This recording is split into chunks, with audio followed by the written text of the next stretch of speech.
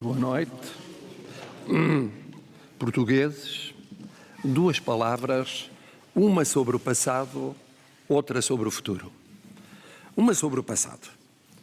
Apesar de alguns grandes números muito positivos da nossa economia e de apoios a famílias e empresas, esses grandes números ainda não chegaram à vida da maioria dos portugueses. Eles esperam e precisam de mais e melhor. Esperam e precisam de um poder político que resolva mais e melhor os seus problemas. E isso exige capacidade, confiabilidade, credibilidade, respeitabilidade, autoridade. E a autoridade, para existir, ser confiável, ser credível, ser respeitada, tem de ser responsável. Onde não há responsabilidade, na política como na administração, não há autoridade, respeito, confiança, credibilidade. Um governante sabe que, ao aceitar sê-lo, aceita ser responsável por aquilo que faz e não faz. E também por aquilo que fazem ou não fazem aqueles que escolhe e nos quais é suposto mandar. Como pode um ministro não ser responsável por um colaborador que escolher manter na sua equipa mais próxima, no seu gabinete, a acompanhar, ainda que para efeitos de informação, um dossiê tão sensível como o da TAP, onde os portugueses já meteram milhões de euros, e merecer tanta confiança que podia assistir a reuniões privadas preparando outras reuniões, essas públicas, na Assembleia da República. Como pode esse ministro não ser responsável por situações rocambolescas, muito bizarras, inadmissíveis ou deploráveis, as palavras não são minhas, suscitadas por esse colaborador, levando a apelar aos serviços mais sensíveis da proteção da segurança nacional, que, aliás, por definição, estão ao serviço do Estado e não de governos? Como pode esse ministro não ser responsável por argumentar em público sobre aquilo que afirmara o seu subordinado, revelando pormenores do funcionamento interno e incluindo referências a outros membros do governo? A responsabilidade política e administrativa é essencial para que os portugueses acreditem naquelas e naqueles que governam.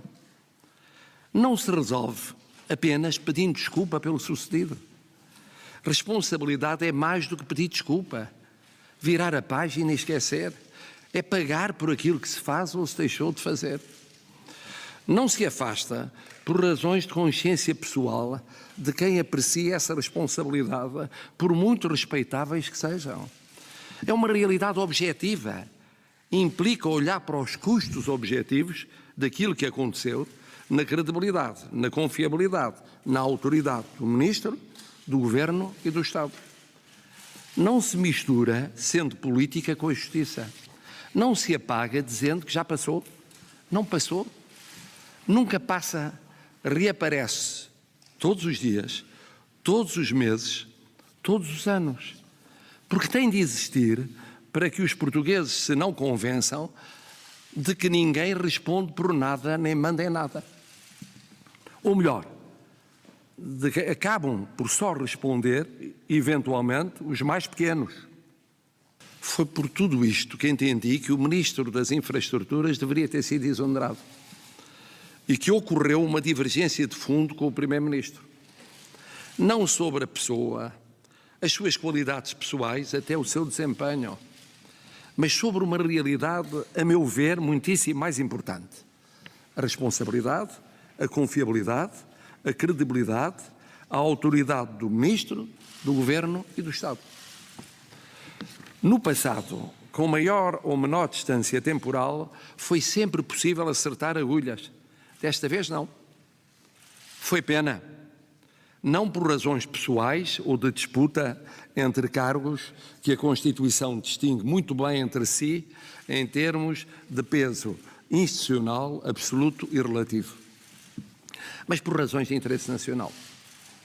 E agora a palavra sobre o futuro. Vai o Presidente da República retirar do caso ilações, ou seja, conclusões imediatas ou a prazo? Sim.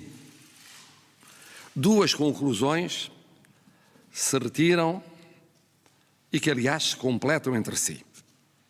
Primeira conclusão: tudo visto e ponderado, continuar a preferir a garantia da estabilidade institucional.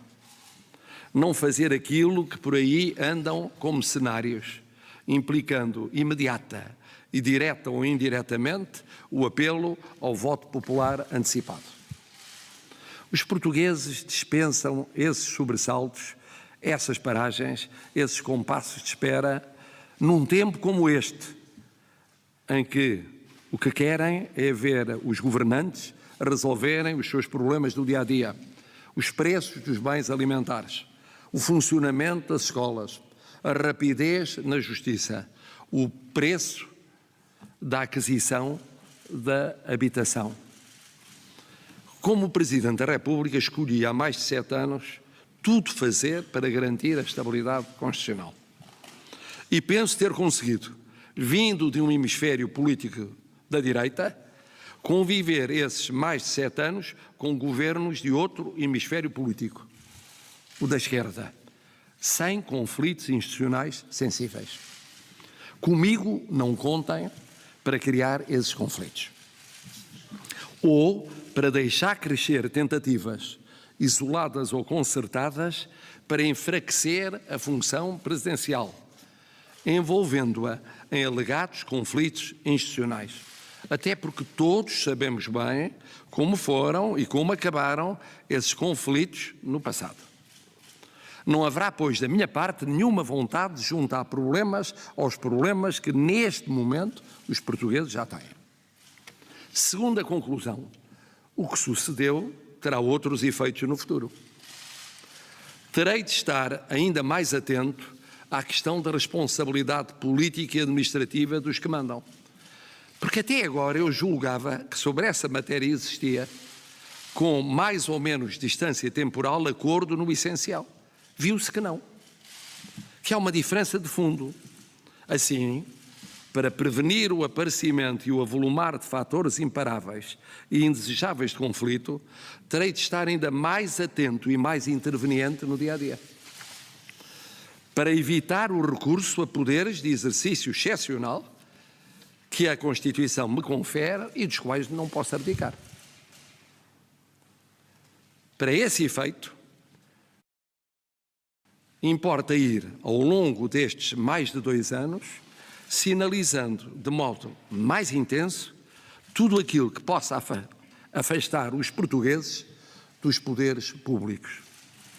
No fundo, aquilo que signifique maior deterioração das instituições, criação ou agravamento de fraquezas na democracia e na confiança que nela deve continuar a existir por parte da maioria esmagadora dos portugueses e que se não pode perder, porque uma vez perdida, esse facto é irreversível.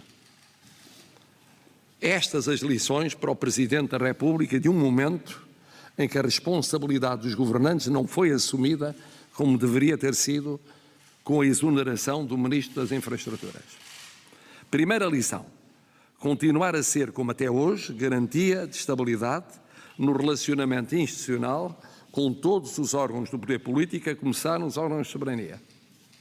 Segunda lição: ter sempre presente, como último fusível de segurança político, que é o Presidente da República no nosso sistema constitucional, que deve assegurar, ainda de forma mais intensa, que aqueles que governam cuidam mesmo da sua responsabilidade, cuidam mesmo da confiabilidade, cuidam mesmo da credibilidade, cuidam mesmo da autoridade, tentando que pontuais mas decisivas correções de percurso poupem aquilo que ninguém deseja, a começar por mim, interrupções desse percurso. Porque aí, chegados, já será tarde para deixar de agir em conformidade. Portugueses, para que as duas conclusões retiradas sejam passíveis de concretização, espero poder contar com a sensatez, o sentido de Estado e o patriotismo de todos.